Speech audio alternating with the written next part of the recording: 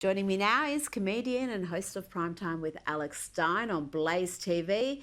Alex, Elon Musk's transgender son has featured in Teen Vogue. Vivian Jenna Wilson is also very active online. Could you give us some of your political beliefs? Kill everyone now. Condone first-degree murder. Advocate cannibalism. Eat filth are my politics. Filth is my life. Take whatever you like. And the 20-year-old had plenty of nasty things to say about his father. He said he's a pathetic man-child.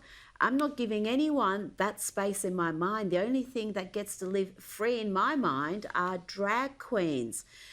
Alex, Vivian's story is part of the reason why Elon Musk changed from a Democrat to a Republican, why he's so determined to do something about the woke mind virus, as he calls it, because his son started transitioning as a youngster. Well, you're exactly right. I mean, having your son become a girl would be very traumatic. And I think that you would be able to easily see that it would be the indoctrination that these children are getting in the normal public schools or even the private schools. But what's happening here, Rita, and this is the problem that's happening in most schools when a young person decides to transition. We wouldn't let an 18-year-old, if you're under 18, get a tattoo. Why do we let young kids transition? The reason they do it, Rita, is because they want attention. And when your dad is one of the richest people in the world that is busy running 10 different companies, how else can you get your father's attention other than trying to do something that's incredibly extreme, like changing your sex? So in a way, it is very sad. This story is very sad, but maybe it radicalized Elon Musk to speak out against this and actually change the narrative and, change the whole trajectory that we're currently on when it comes to this gender ideology indoctrination. Now, we've spoken about the box office disaster that is Disney's Snow White, and the lead actress's delusions of grandeur are not helping. Here she compares herself to a priceless piece of art, the Winged Victory. To everyone who hates when I win, the Winged Victory came to the Louvre in pieces, and people still line up to see her. And I can only hope that despite my flaws, and despite my cracks and my breaks, and there are many of them,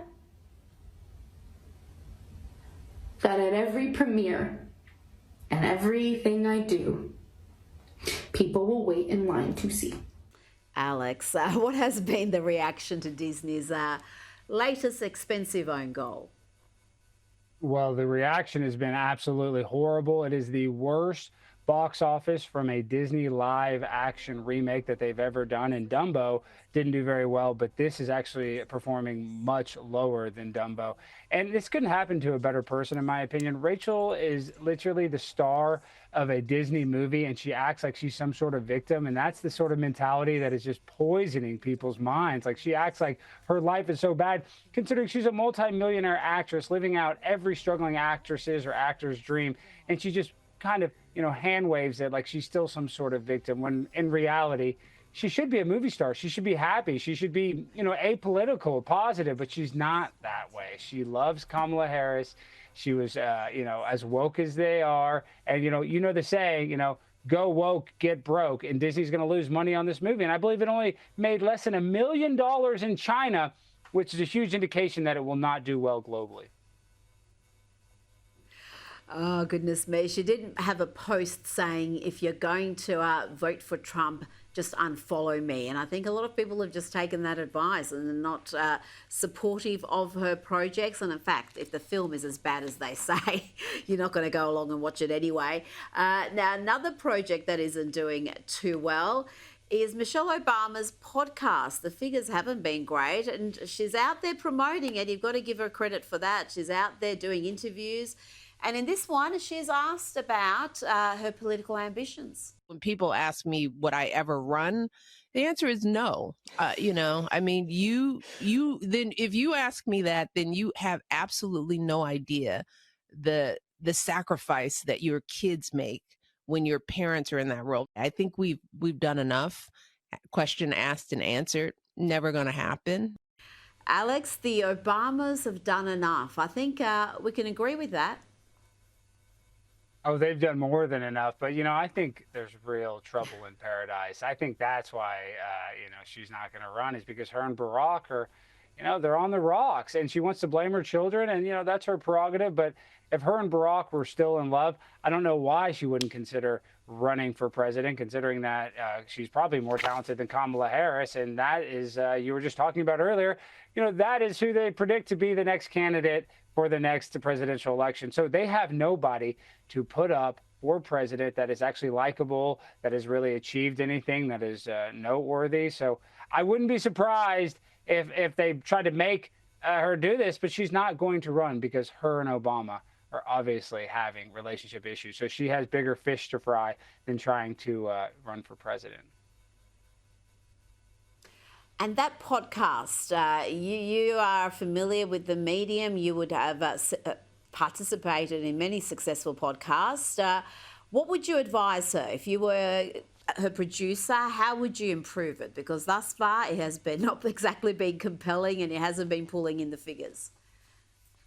I mean, if you want my honest opinion, how does she make a successful podcast? It'd be easy.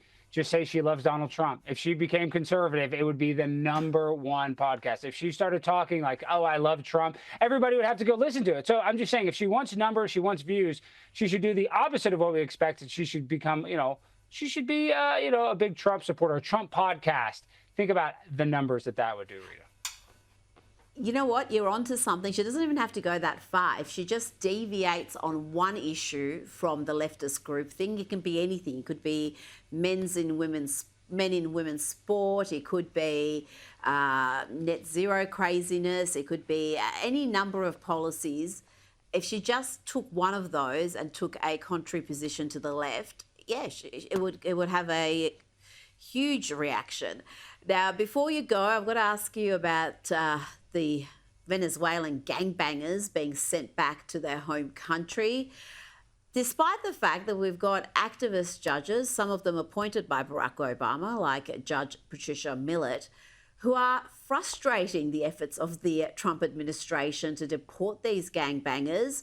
This judge has even said, Alex, that these prisoners are being treated worse than Nazis. What's your response to that? It's ironic that she compared flying Venezuelan gangbangers back to their home country of Venezuela as worse than the Nazis were treated, considering after World War II, it's a well-known fact that a bunch of Nazis tried to run away to Venezuela. So that doesn't even make sense. She just doesn't even know her world history. So trust me, those Nazis would love to be in Venezuela instead of the Nuremberg trial. So she's insane. She's trying to hand wave. I said that earlier, but she's trying to act like the Holocaust wasn't a big deal anytime she says that. And I hate that. I hate that they always use that term Nazi, because it's just so misused, and it's not what's happening to these Venezuelan immigrants. I got a free trip back home. I mean, anybody would accept a free plane trip back home. We should have sent them back in the back of a bus, my personal opinion, but, I'm not Tom Homan. Alex Stein, thank you so much for your time tonight. Thank you, Rita. Always a pleasure.